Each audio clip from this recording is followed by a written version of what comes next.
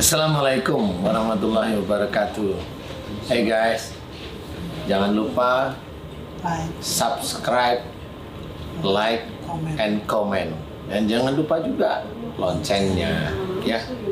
Mudah-mudahan bisa menjadikan media untuk belajar akhlak yang baik menuju akhlak Rasulullah. Amin. Amin. Kesalahan seseorang dengan santet Ya. yang masuk ke tubuh orang tersebut, ya. Jadi sebenarnya kalau kita melihat satu ayat aja, "Wa sabakum min musibatin fa bima kasabat aydikum." Ya, ayat itu menceritakan musibah itu terjadi pada seseorang karena perilakunya, perbuatannya. Betul. Ya. Nah, berarti orang yang terkena sakit itu pasti ada unsur la haula wala quwata illa billah. Itu pasti. Itu sudah pasti. Ibaratnya daun yang gugur dari pohon pun itu atas izin Allah. Betul. Nah, di titik inilah kita harus pahami bahwa kalau ada santet masuk ke tubuh orang, berarti Allah mengizinkan santet itu masuk ke tubuh orang tersebut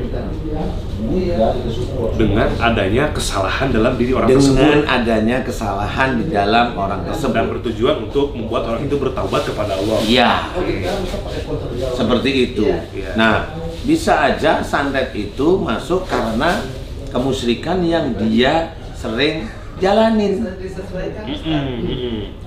Seperti mungkin Orang pinter, ke ini, dikasih jimat. Nah, itu kemusyrikan. Jadi akan berdekatan juga dengan kemusyrikan yang lain. Iya, sama. Jadi tidak bisa kalau sudah seperti itu kita langsung ada orang kesantet langsung ditabrak aja, disembuhin, nggak bisa. Harus dengan cara-cara yang ada dalam Quran. Kalau kita tahu bahwa orang yang sakit karena kesalahan, berarti orang tersebut didoakan agar diampuni dosanya oleh Allah Ta'ala. Seperti itu. Jadi nggak bisa langsung ditabrak kemudian didoakan, salah kita. Kalau apalagi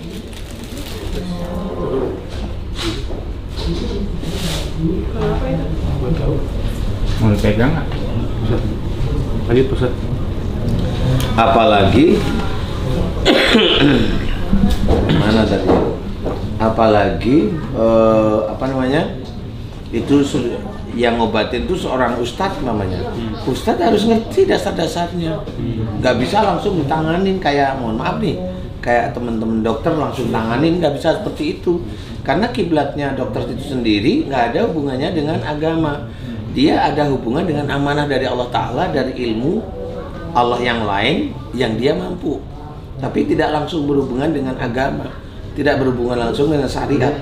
Tapi kalau mamanya teman-teman dokter itu sebelum dia mengobati, sebelum dia menceramai atau mengajak orang itu tobat pada Allah, wih, ngangkat jempol saya langsung ngangkat jempol. Itu dokter hebat.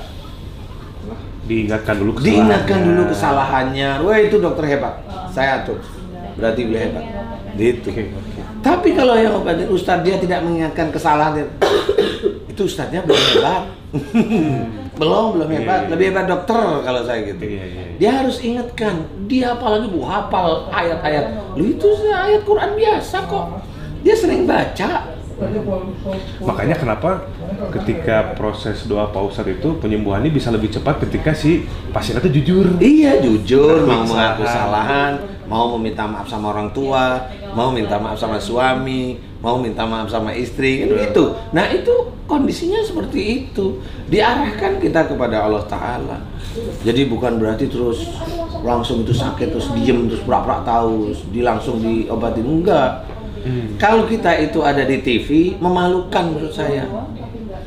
Kita dakwah, berarti ada ilmu yang harus disampaikan sebenarnya. Betul. Nah, itulah yang harus kita sampaikan. Marah itu dosa. Jengkel sama orang tua itu dosa besar. Itu kan harus disampaikan. Kalau orang-orang yang lain itu tidak tahu bahwa jengkel sama orang tua itu dosa besar, banyak kok yang sampai saat ini masih jengkel sama orang tua. Karena apa? Ya karena nggak ada yang tahu. Kan gitu, makanya kita sebagai pionir dan diizinkan oleh Allah Ta'ala dakwah di Sedaman Kolbu, Itu salah satunya, itu harus kasih tahu. Kamu jangan begini, jangan kamu ada ini di mana namanya? Ada kista di ovarium itu karena apa? Karena kamu menyimpan jengkel sama ibumu. Itu diingatkan bahwa dia, oh iya ya saya begitu. Nah itu biar dia ingat bahwa itu dosa. Dosa itu menyebabkan kista. Jangan ada orang yang merasa hebat, mana ada marah sama ibu, ada kista dalam ovarium. Orang yang ngomong seperti itu dia tidak belajar. Dia hanya ngomong dari mulutnya yang sombong. Dia tidak tahu bahwa Quran itu banyak hal yang gaib yang belum bisa diuraikan walaupun oleh para ulama. Begitu. Coba sekarang kita pikirkan, ringan aja.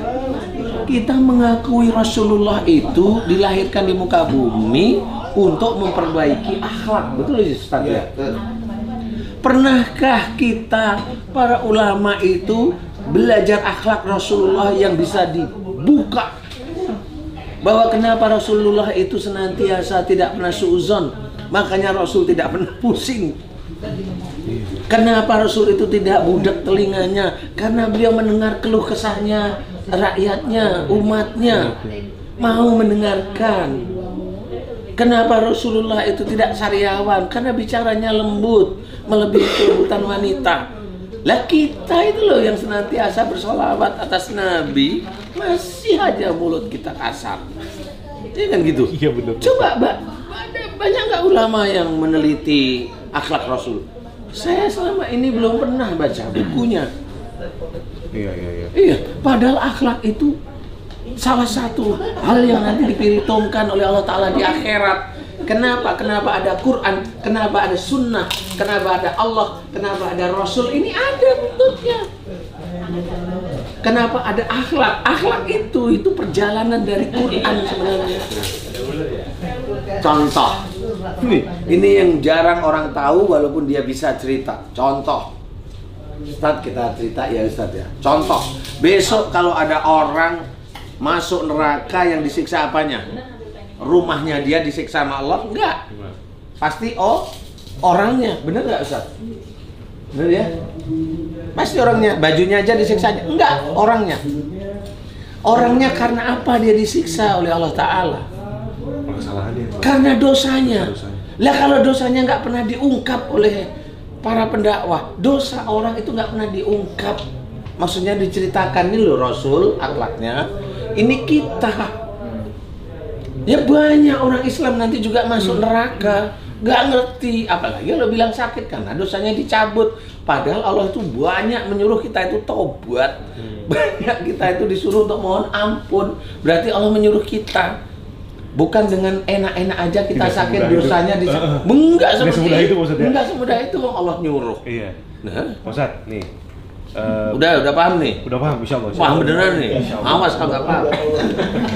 Ustaz, kan Ustaz sering bilang kalau perempuan itu kalau ada masalah dengan sel telur, berarti ada masalah sama orang tua.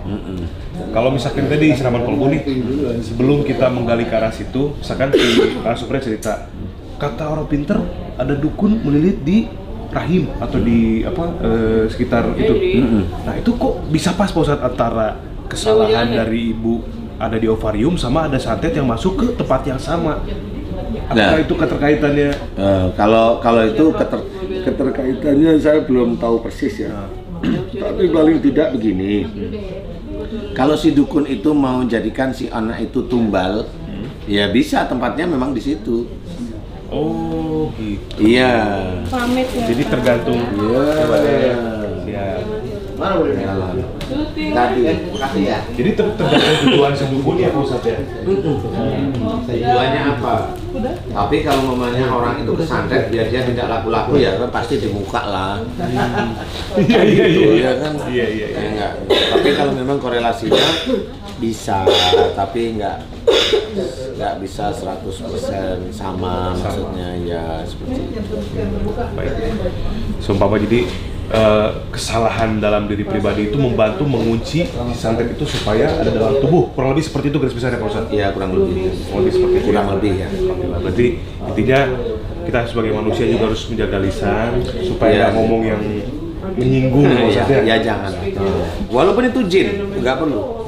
Iya. Itu sama seperti kita itu ketemu sama orang non muslim, kita maki-maki, dosa nggak sih? Dosa ya? Itu ada kok ustadz yang ngomong itu, nggak usah percaya sama jin, lo nggak boleh. Bukan berarti kita samakan dia itu dengan orang yang non muslim. Nggak usah percaya sama non muslim, lo nggak bisa. Kalau kita kerjasama dalam bentuk apa namanya? Kerjasama dalam bentuk pekerjaan, boleh, silakan. Dalam muamalah silakan nggak apa-apa. Cuma memang hal-hal tertentu jangan dipercaya. Iya. Paham ya? Paham. Tentang akidah jin ngomongin jangan dipercaya kan begitu. Iya. Saya mau keluar kalau kamu sembelihin saya kambing hitam mulus. Nah, ya itu ya jangan. Iya, jangan. Jangan.